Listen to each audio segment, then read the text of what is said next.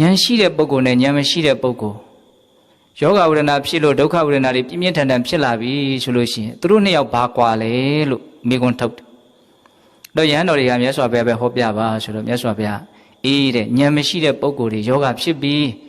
ဝေဒနာပြင်းထန်နှိပ်စက်ပြီးဆိုလို့ရှိရင်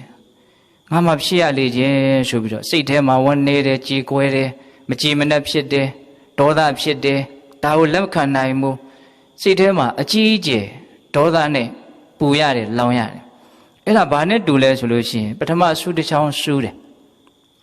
ခဏနေတော့အဲ့ဒီဆူးနာမှာပဲနောက်ထပ်ဆူးတစ်ချောင်းထပ်ပြီးတော့ဆူးသွားပြန်တယ်ဆူးဘယ်နှချောင်းတော့နှစ်ချောင်းဟုတ်လားအဲ့ဒါမြတ်စွာဘုရားဆူးနှစ်ချောင်းဆူးတဲ့ပုဂ္ဂိုလ်အဲ့ဒီမှာနည်းနည်းလေးအသေးစိတ်လေးပြောတာစိတ်ဝင်စားစရာကောင်းတယ်အသိဉာဏ်နေတဲ့ပုဂ္ဂိုလ်ဟာဒီလိုယောဂဖြစ်လာပြီဆိုလို့ရှိရင်